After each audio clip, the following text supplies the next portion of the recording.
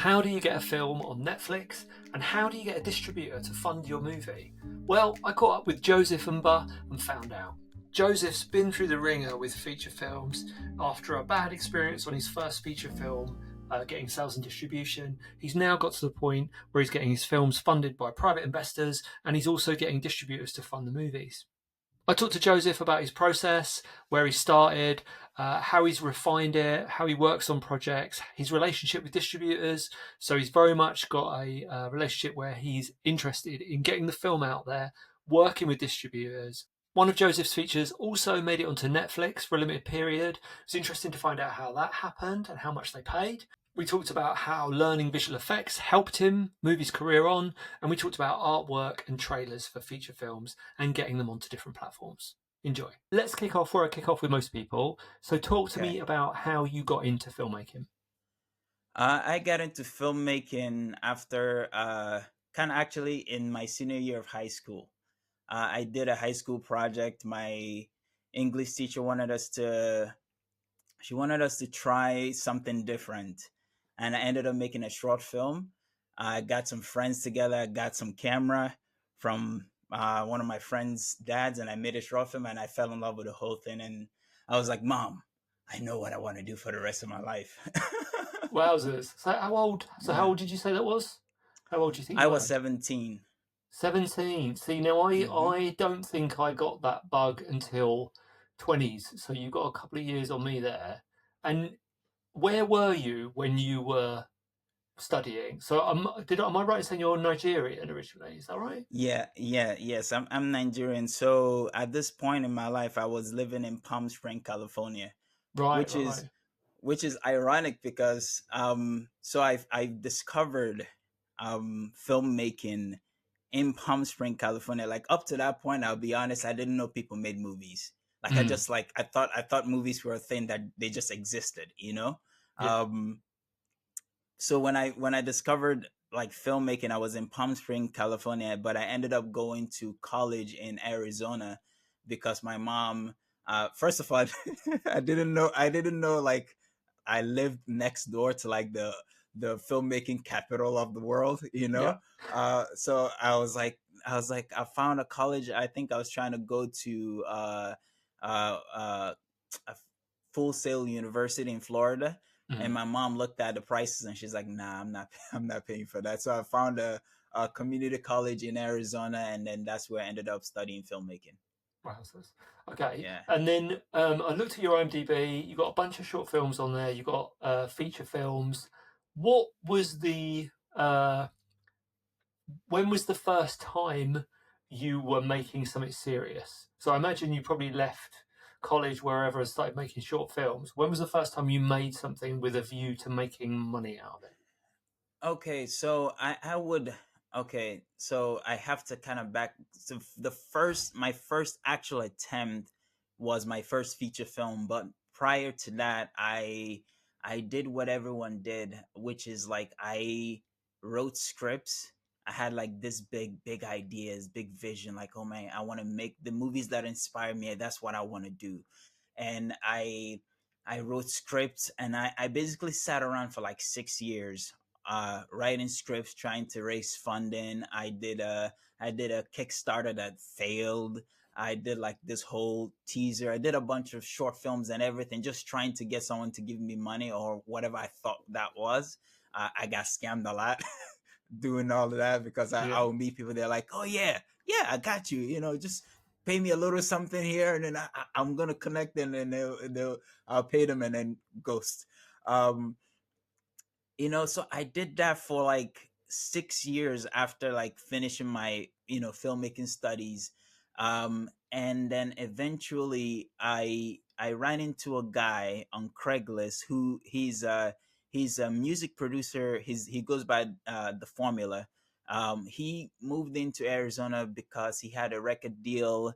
The artist kind of things didn't work out, so he just wanted to get a fresh start. And while he was here in Arizona, he had an idea to start a TV show.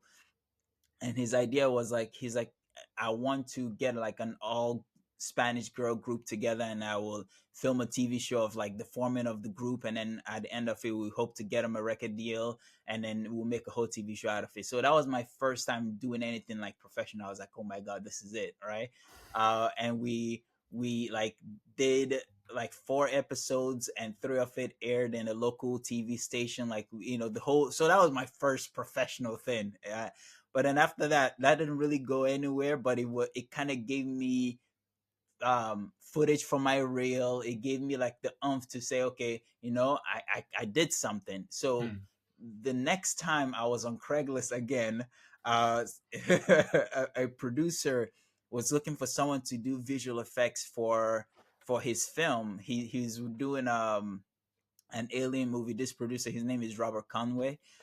He was doing a feature film, is like a found footage alien film, and he was looking for someone uh, to help him do the visual effects. So I reached out to him, and ironically, all my short films and the TV show that I had done up to that point all had like this visual effects elements to it. So now I had things in my reel that could say, "Hey, I could do X, Y, and Z." So I reached out to Robert, and I pitched him for me to do the visual effects.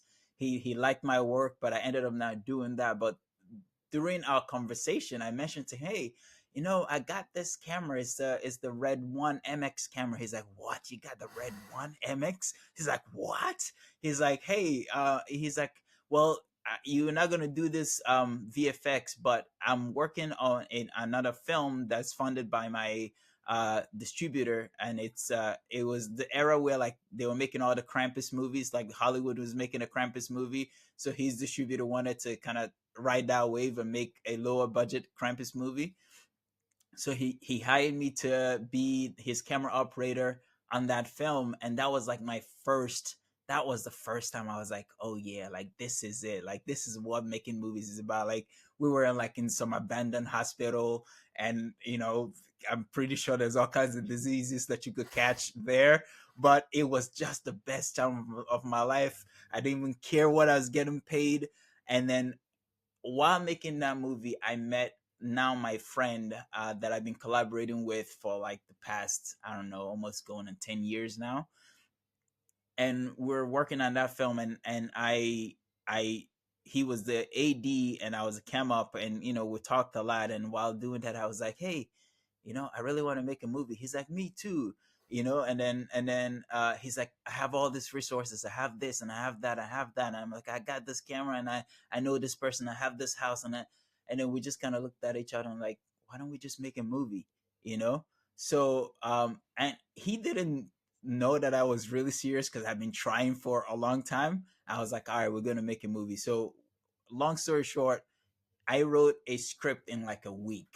Like I wrote like a 60-page script in like a week. I took all ideas from here and here and here, and I wrote a list of all the resources I had available. Like, oh, this person has a car, this person has a house, this person has a suit, this person has. So I wrote a list of all of those. I got my concept together, and then I was like, okay, what kind of movie can I make with all of this?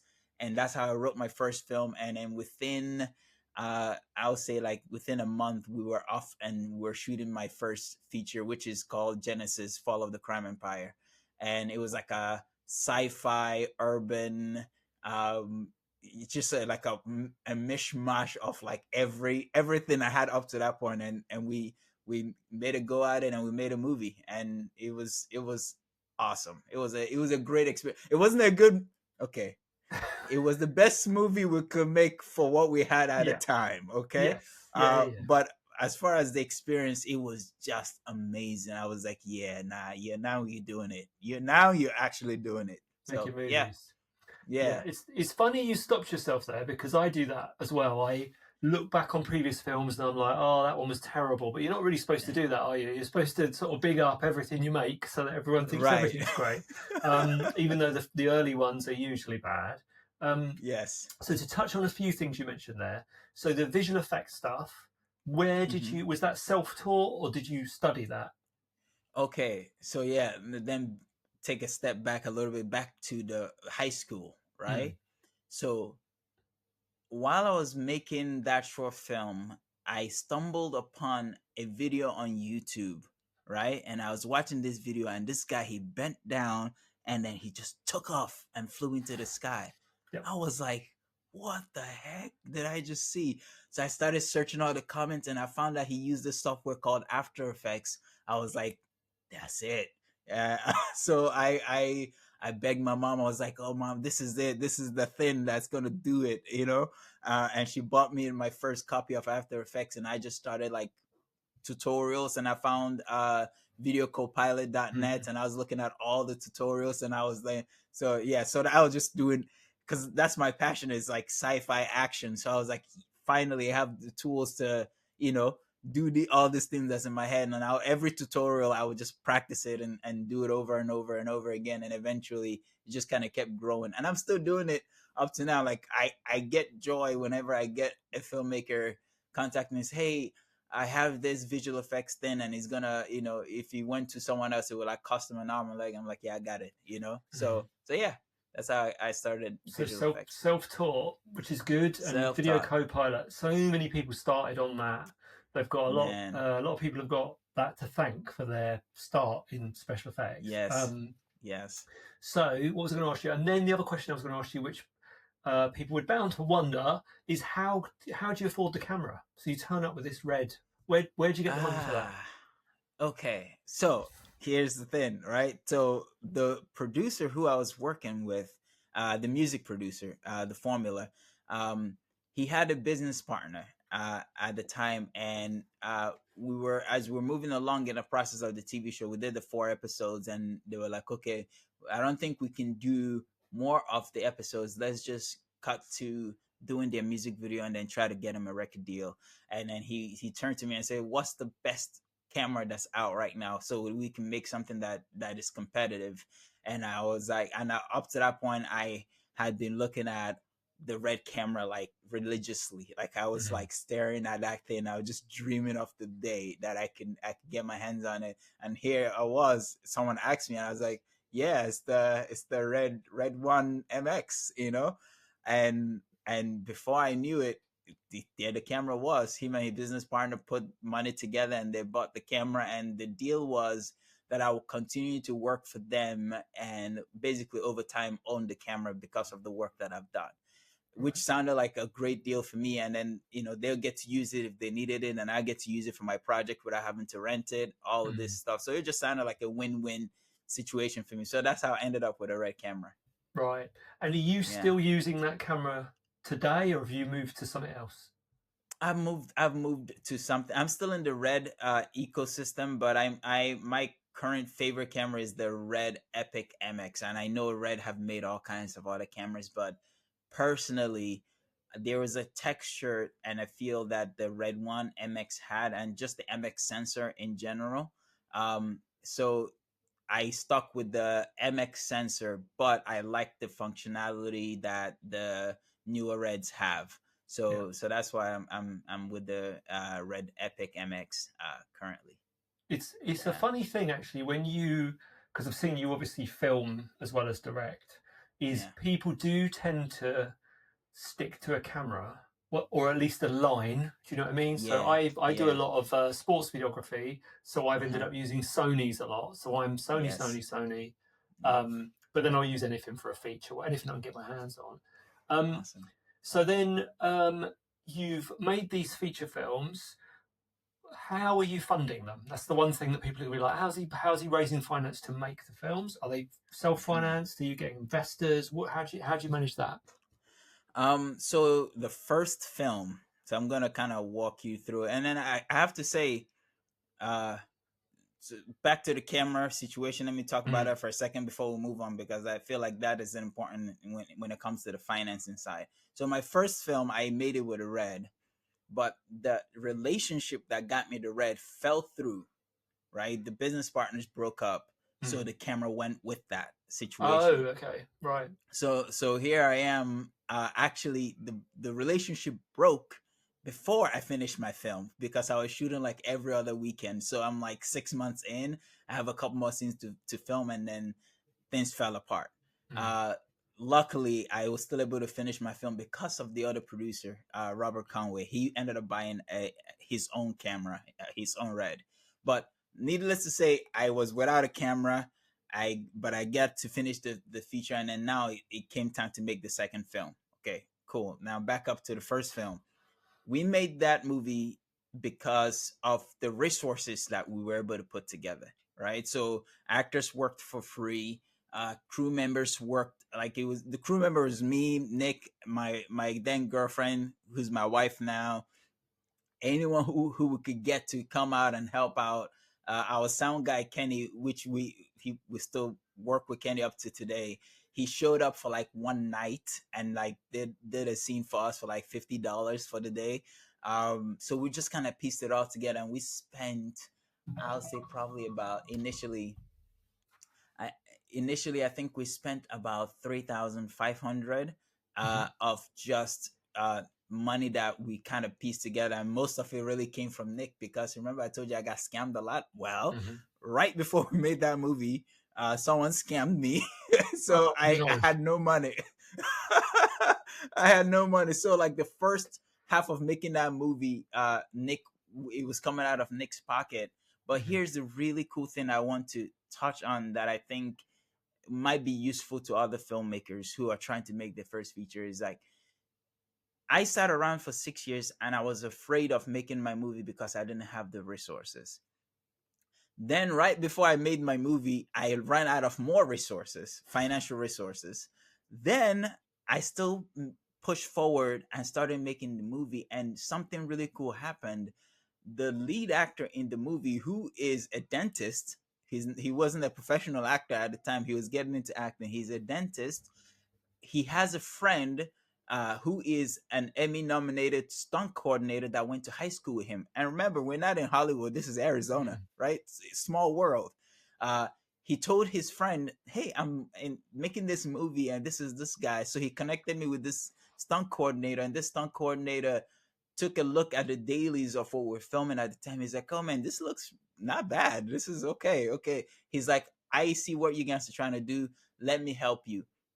So for all the stunts that we did in the movie, he basically came out and coordinated those stunts, and we learned a ton from him about doing stunts. And what he was, and as he was working with us, I just had this thought. I'm like, what's the worst that can happen?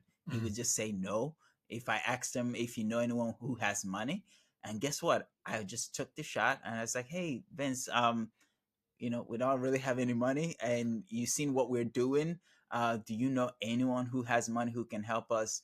And he's like, let me look into it. Long story short, he was able to partner with an entertainment attorney who is his friend, and they were able to put money together, and they became the investors in the movie to help us get through the finish line. So we had done all of this, a lot of our money, and then they came in with, I think, like 2,000 or like $5,000 worth of funding, which was like for us at that time.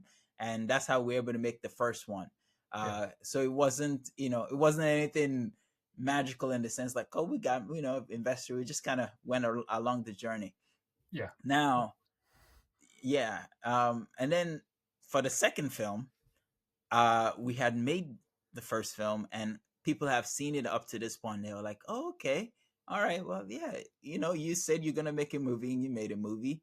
And the thing that happened again. We sat around for months, right? Pitching to people, trying to convince them, writing scripts on spec. And they were like, yeah, we're gonna make it. And at some point I realized, oh, here you go again. You're gonna sit around again for another few years, and you're not gonna make another movie. So I was like, okay, what's the best thing I can do? Let's just repeat the process that worked the last time, but this time try to do it better. So me and my wife, we took on this like seasonal Christmas tree hanging job, and we saw that if we worked that job for the whole season, plus that it would give us enough money to buy a new camera and also put some money aside to make the film. Hmm. And that's exactly what we did. We worked, and I made a video on YouTube, shorts, talking about how hanging Christmas tree lights sounds like a good job until you realize that every tree in Arizona wants to kill you, and people like to hang lights on cactus trees. You Oh no. realize, oh man, that's why people don't have this job, and Yeah. that's why they pay you. So so we did that, and we were able to put the money together, and then we repeated the same process. We just wrote a movie better this time, but based off of the resources that we had available plus the money that we were able to save. And then we went out and we shot the movie, and this time it was significantly better because it was more organized. We have learned a lot. We actually, one of the things that we do that I might suggest for other filmmakers is, don't write your movie and then try to cast your lead. Find a lead that's willing, that buys into your vision, that is willing to go on the whole journey with you, and then write the movie around them. Know that they're committed. So like I will find actors while I'm working on other sets, and I will build relationship with them, so that when the opportunity came along, because actors want to work, actors want to lead a film, actors want, the same opportunities we all want. But if they believe in your skill set and your vision, then when it's time for you to make your movie, they're more likely to subscribe to your, your path. And that's what happened the second time. The lead bought into the idea of making this action thriller. So I was able to, like, give him some back end points, and being clear and honest. Hey, this might not make any money whatsoever. Mm. Like, the chance of it making money is slim to none, but at least we get to go on the journey. We get to make, a movie together that we could both look at and be proud of. So we went, so we casted him, then we wrote the script, then we put everything together, then we went out and shot the movie, and I think we shot it for like 21 days.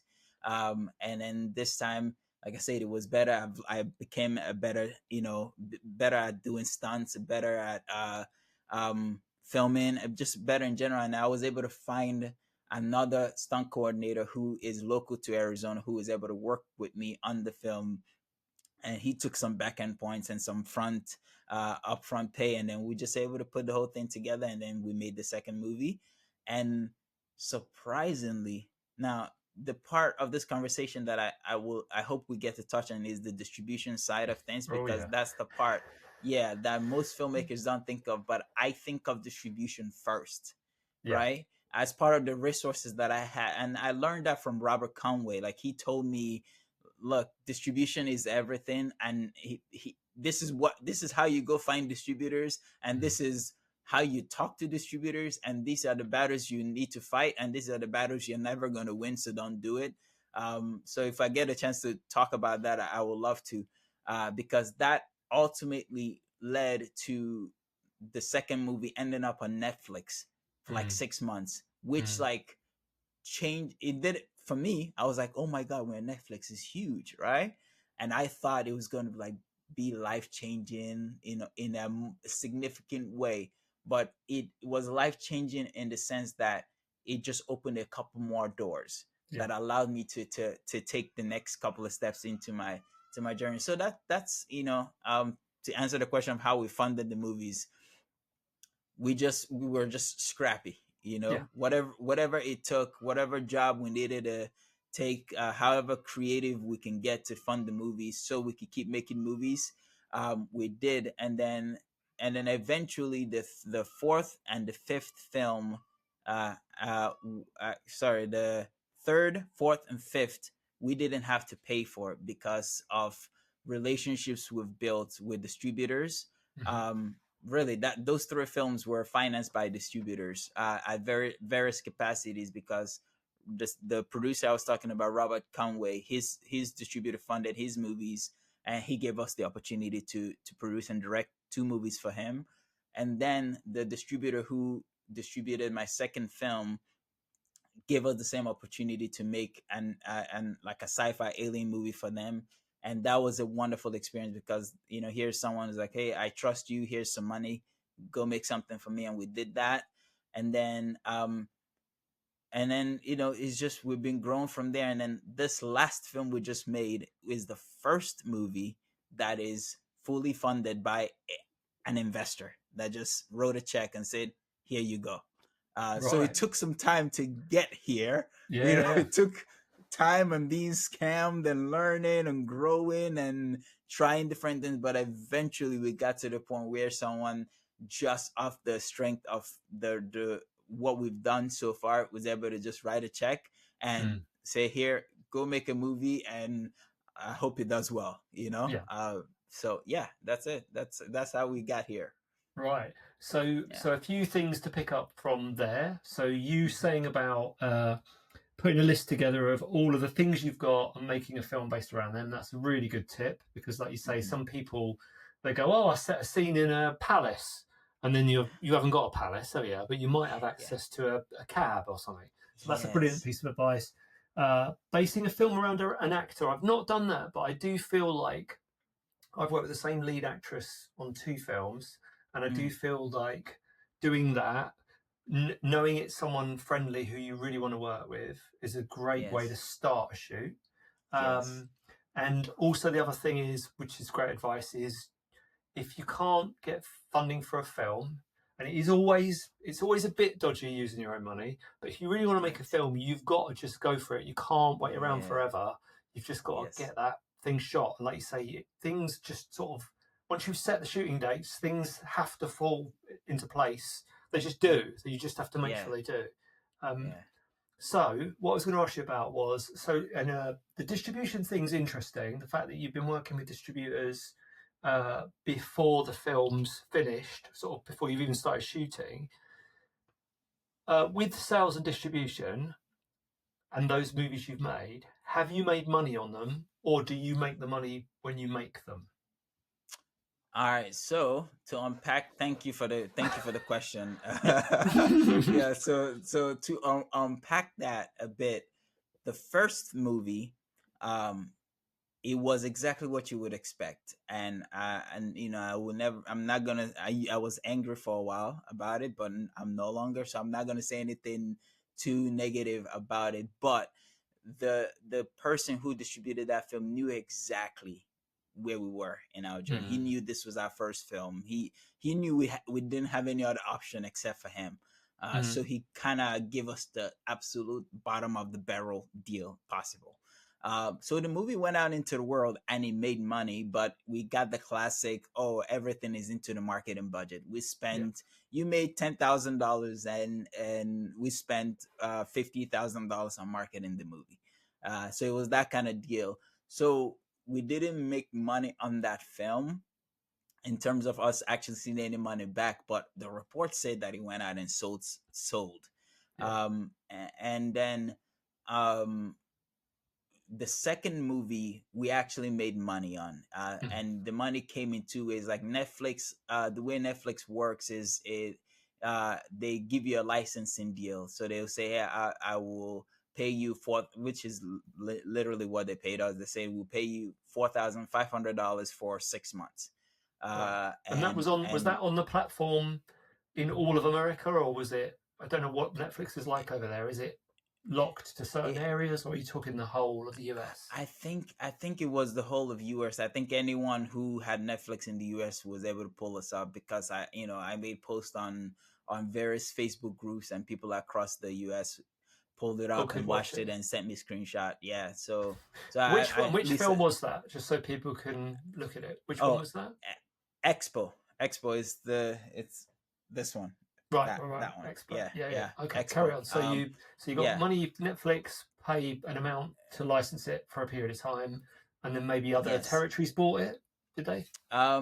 We had some other streaming revenue. It was on TV, like small amount on TV, but really the bulk of the money we made was after everything was said and done. The distributor who distributed the movie bought it from us outright. Oh, So okay. That's he interesting. right. So we made 4,500, but then he also bought the whole movie from us and paid us a lump sum amount for the whole movie. So we no longer own the rights to the movie, Hmm. but we got paid and we made money back, and it felt really incredible to go back to the people who supported me and say, "Hey, that point I gave you that could have been nothing. Well, here's a little bit of something." Hmm. Um, So that's what happened for the second movie. uh the third and the fourth movie we haven't made money on, just because of the way that that deal was structured. It's not directly to us, is, it was a whole different thing. uh the the mm, mm, the fifth movie, which is Alien Snipers, which is the one that the distributor gave us money to make. We Hmm. made money on that one because of that was like our direct deal with the distributor. That movie ended up on Walmart, and it did well in Walmart, so we got some money from that as well. So yeah, we've made money. Mm. And then surprisingly, so after now the first movie, the rights expired, so we took it back from that distributor, and I've been holding it up until this very moment right now. Actually, my current agent messaged me. Actually, we talked like a couple days ago, and she told me that she was able to get it placed on Tubi. So Right. Tubi Okay. picked up my first movie, so it might still go out and have another life afterwards, and might make some money. Who knows? Yeah. Uh, so yeah, so that's it with regards to making money on the films. Well, you've done better than some. Definitely. Even seeing the return, and like you say, it's not unusual to get screwed over in your first movie. Yes. Happens to everybody. It's like a rite of passage, unfortunately, in your filmmaking. Um, um, so the Netflix thing's interesting. Walmart's interesting. One thing I did notice about your staff. So, do you cut your own trailers? Is that you doing that, or are you getting marketing people to cut them? So that's one of those advices that I got early on, is like, Mm. your trailer and your artwork, don't fight it. The distributor has the final say. And I leaned into it. So I cut the trailer, but I cut it based on their specifications. So I will cut the trailer initially, like before I get a distributor on board, like to actually give us a deal. I will cut the trailer based on what I know they might want to see, which is they want all the best stuff. Like they would Mm. like say, don't save anything, just give all the best stuff in the trailer. And I would do that, and then they would come in and they would give feedback on how to recut the trailer. So I'll recut the trailer based on their specification, and then the artwork, they whatever they do with it, I just leave it alone. Yeah, that's interesting, Yeah. because what I was going to say was, when I looked at your projects, I was like, oh, these trailers are pretty good. Not that indie No. ones are bad, but I was like, Mm, oh, these trailers are pretty good. So it makes sense to me that you've consulted with a distributor, yeah. because they feel like a finalized trailer. They don't feel like an indie Awesome. trailer. Got And it. again, the posters look like posters you'd see in Cannes that have had a little bit of money spent on them. They don't look like you've created them. So I can Awesome. see. So that's maybe Right. for a filmmaker, because sometimes it is tough when it's your project. You can become a little bit protective over how it is portrayed Mm, to people, whether that be the trailer or yes. the artwork. Yes. I mean, even have your films always kept the same title? Has that ever been changed when you've gone to release it? So yeah, yes and no. Hmm. I the titles of my movies, I've been fortunate enough to not have them change, because I again, it's one of those things that I try to approach from a marketing and distribution standpoint. Like I think, what's the best title that I think a distributor is going to want? What is the title that's going to get the most attention? And then still being open to know that, what, they might still change it. So Mm. like the I think one of the movies called Battlefield 2025. It wasn't initially Battlefield 2025. It was some I think it was called Alien Invasion, because Mhm. we thought Alien Invasion is straightforward. The distributor is gonna, like, simple title. He knows what to do, but he wanted to call it Battlefield 2025, and that's what we went with. Yeah. Um, the Alien Sniper was Alien. It was Alien Sniper, but then the distributor said it's a female, so they wanted it to be Alien Sniperist, which we joked about for a long time. And then so we went with that title, and that title even was dubbed in Spanish, so it has a Spanish title as well. So it kind of changes depending on whatever the distributor is wanting to do. Yeah. So we have a movie right now called Whispers Bind. you might get to the end of the whole journey and they change to something more market and appropriate, and it'd be whatever it is. So Yeah. I'm not tied to those things. Anything that helps sell the movie, I wash my hands off. Yeah. The only part that I get personal and technical is the actual movie and the actual experience. That's the only part I say, please don't touch. Everything else, have fun. Up for Just sell the grabs. movie. Yeah. Not a bad attitude. Is Yeah. sniperess a word or not? Or is that a No. word? No. It's a good one. No, but I looked at it. I was like, Alien Sniperess. You see the picture, you know exactly what it Yeah. is. But yeah, it's not a word. Right. But it doesn't matter. No, It doesn't matter. doesn't matter. Exactly. Yeah. Yeah. That's it. Yeah. So, what else was I going to ask you? What's been the hardest part of the process for you? Filmmaking, funding, distribution, sales, marketing. What's the toughest bit? The toughest part has been um like I have like I have an idea of how I want the process to go in terms of like having it be enjoyable, having it be kind of a smooth process from the start to finish. And it's been difficult to get it to this point because like at the end of the day, we understand what this is. You're probably not going to see any money for a long time. When it is all said and done, I always just want to walk away and say, hey, I had a great time. The people that I work with had a great time, and we made something we could be proud of.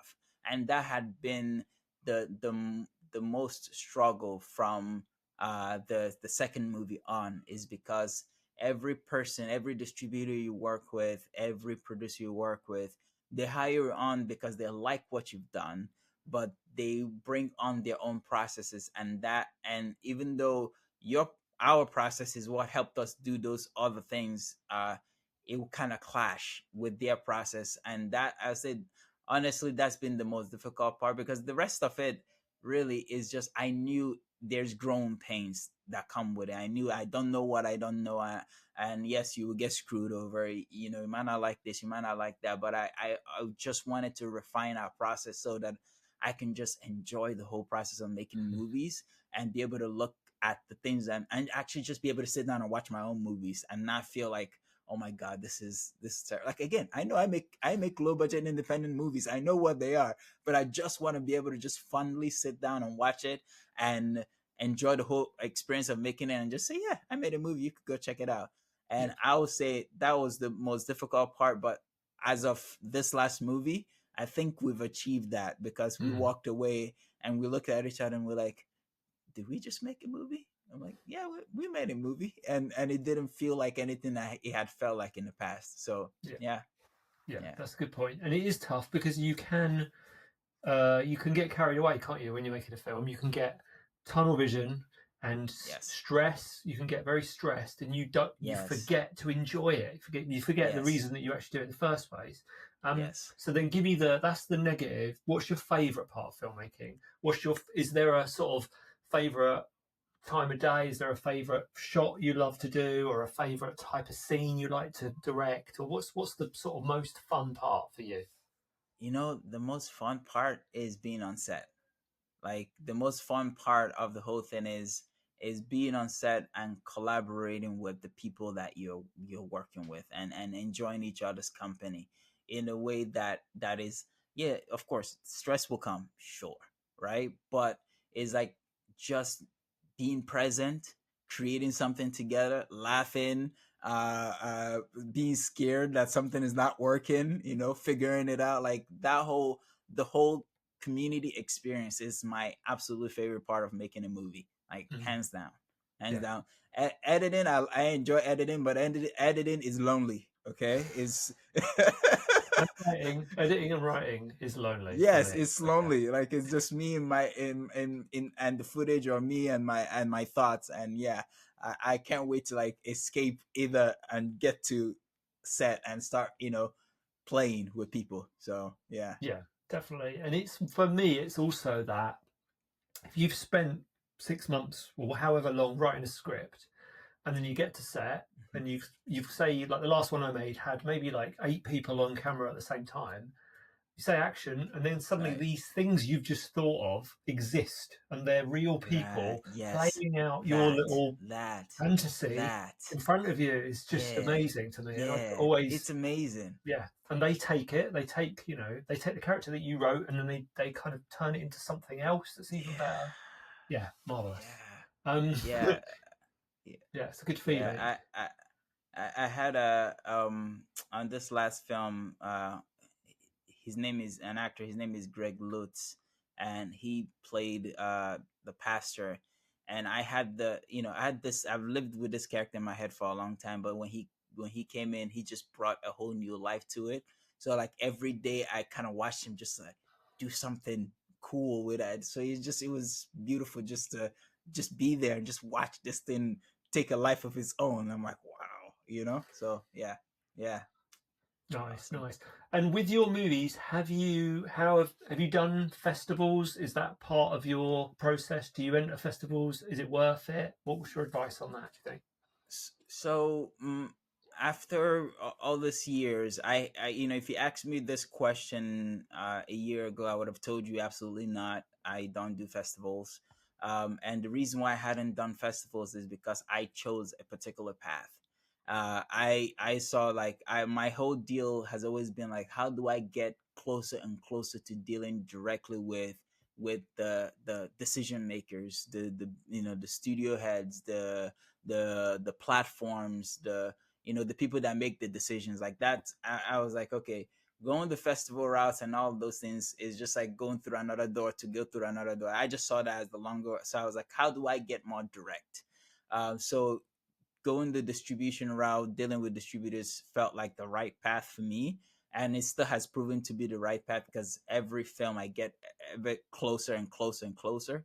Um, so I had like, and then I tried film festival. Like I tried some local film festivals. I didn't get in. It just felt like it was like a club, so I thought at the time. But I've since changed my mind about it because I've talked to other filmmakers who that is their path. They understand the film festival, right? They know how that whole system works, and it works for them. So I say it just you have to pick the path that works best for you, if and do your research. It's like see where you're trying to go, research what that will take, and then just pick the path and stick to it and learn as you go. So film festival is viable. Going direct to distributors is viable. Even self distributing is viable. It just depends on what you yourself are looking for. Yeah, Yeah. absolutely. So then I was going to ask you a couple of my fun questions. Mm. So the first one is, if you could reboot or remake any film, what would you choose? Mm. Man, okay, and I have to answer this, but I would just before I answer it, I'm gonna say it's so difficult because any movie that I love, I just want to leave it alone. Yeah, that's a I good just that's a good like policy. I mean, I like I just pick a yeah. bad one then. Pick a bad one because like some people Okay. say to me things. Somebody said Avatar or Back to the Future, and I was like, "What are you talking? How are you going to make those better movies?" So so Yeah. you could pick a bad one by all means. Okay, man. Okay. What movie would I reboot? You know what? Green Lantern. If I had the chance, I would go back and redo. I would do a different Green Lantern because Mm, Green Lantern is one of my favorite superheroes. I would, I not to say that I'm the guy to do it, but I would yeah, say if I had the choice, I'd say please do it, make it better. yeah, Somebody make it better. yeah, That's what I would do. yeah. But yeah, yeah. So that's my answer. Is Green Lantern. Green Yeah. Lantern. Okay. And Yeah. have you got a motto or a mantra? Have you got like a thing you say to yourself on set or something that kind of gets you through it? Um. Yeah, it's as corny as it may sound because it sounds like Nike, but just go and do it. Like every for all the time that I've sat around and looked at the thing that I know I should be doing, and whether it be fear or hesitation, whatever it is, just going and doing it and starting from the smallest part you can. has always proven to be the thing I need to do, because as long as I start doing it, things kind of fall into place. So I would just say, I always say to myself, when I'm done staring at it, just go do it, and then I start. I hope you enjoyed that episode. If you'd like to hear from more industry professionals, how they got into the business and how you can do the same, or you just want to listen to some cool stories from movie sets around the world, then please do subscribe to the Honest Filmmaker podcast.